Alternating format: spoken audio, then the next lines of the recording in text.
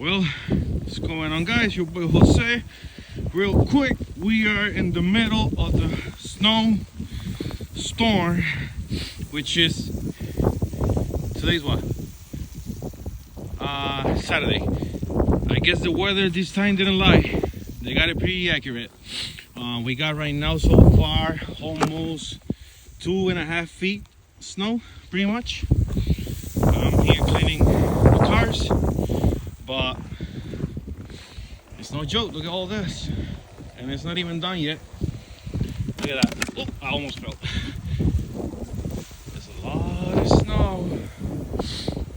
Oh yeah. And it's not gonna stop until like, I don't know, like 2 a.m.